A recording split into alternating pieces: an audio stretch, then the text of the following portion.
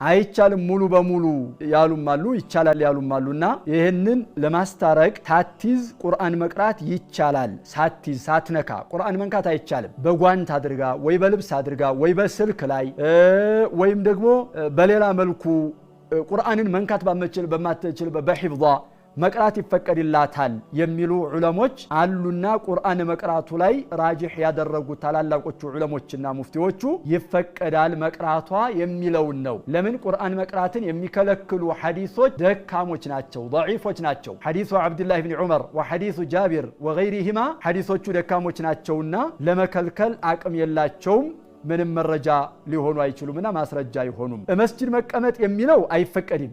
መስጂድ ውስጥ መቀመጥ ለሐኢድ አይቻልም። መስጂድ መቀመጥ አይቻልም። ነብዩ አለይሂ ሰላቱ ወሰለም ዓኢሻ ረዲየላሁ ዐንሃ ከመስጂድ እስቲ መስገጃ ስጭኝ ሲሉ ነብዩ አለይሂ ሰላቱ ወሰለም እንደዚህ ብለው ሲያዟቸው ሐኢድ እኮ ነኝ አሉ። እንግዲህ ይሄ ሐይደኛ መስጂድ መቀመጥ መግባት እንደማይፈቀድለት የታወቀ ጉዳይ ነው ማለት ነው። ነብዩ አለይሂ ሰላቱ ወሰለም ይሄን ሲያጸድቁ ምን ብለው መለሱ? ኢነ ሐይደተኪ ለይሰት ፊየዲኪ የወር አበባሽ እኮ እጅሽ ላይ አይደለም አሉ። እጅሽ ላይ አይደለም ማለት ሐኢድ የሆነ ሰው መግባት አይፈቀድለትም፣ ግን እጅሽ ታባ አድርገሽ በመስኮትም በበርም እጅሽን ብቻ ልከሽ ማውጣት እቃውን ትችያለሽ ማለት እንጂ እንደሚከለከል በግልጽ ያስቀመጠ ያሳየ ሐዲስ ነውና ላኡሂሉል መስጂደ የሚለውን ሐዲስ መስጂድን አልፈቅድም ለሐኢድና ለጁኑብ የሚለውን ሐዲስ የሚያጠናክረው ይሆናል ማዕነን ማለት። ስለዚህ መቀመጥ አይቻልም ነው። መቅራት ግን በሂፍዟ ከሆነ ትችላለች ወይም በጓንት አድርጋ ከሆነ ትችላለች ከመስጂድ ውጭ ያለ ቦታ ላይ የሚለውን እንወስዳለን ማለት ነው።